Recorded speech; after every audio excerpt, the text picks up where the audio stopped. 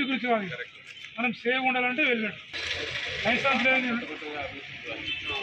అడుగుడు కాదు, ఎప్పటి నుంచో ఉంది అది. మేము ఆల్రెడీ రోజు ఫైన్ కొడుతున్నాము. హెల్మెట్ లేకపోతే టక్కటా కొడుతుంది. మీకు ఎవరు తెలియదు, మీకు తెలియకుండా కూడా ఫోటోలు వెళ్ళిపోతున్నాయి. ఆల్రెడీ బండి మీద జమ అవుతున్నాయి. మళ్ళీ వసూలు చేస్తున్నాం. మళ్ళీ కంపల్సరీ తప్పదు.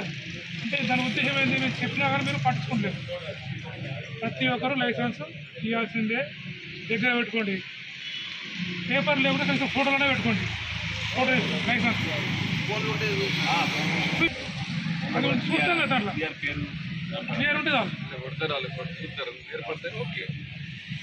మాకు ఈ వ్యవసాయం చేయబట్టి సార్ హెల్మెట్ పని చేయదు, మేము గంట పని చేయాలి తప్పదు. చెప్పండి. సరే ఒక ఉదాహరణ చెప్తా. నువ్వు వ్యవసాయం చేస్తున్నావు, ఇట్లా పోతున్నావు, ఇట్లా పోతున్నావు జన్మనైనా నువ్వు ఊళ్ళో పోతున్నావు, పొలం పోతున్నా చెప్పకండి. నేను చెప్పి మీ గురించి నేను మొన్న పడ్డా వాళ్ళకి కుక్కడం కంపల్సరీ చేసి కట్టాల్సింది.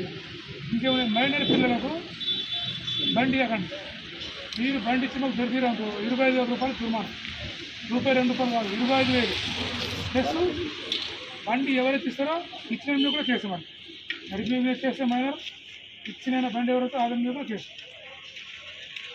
ఖచ్చితంగా ఆడపిల్లలు కానీ మోసలేదు కానీ మైనర్కి మాత్రం బండి చేయకండి. 100%. మీరు విడమన్నా మేము విడము సార్, మాకు కొడితే కూడా మేము వదలం. అది గుర్తెట్టుకుంటారు. మైనర్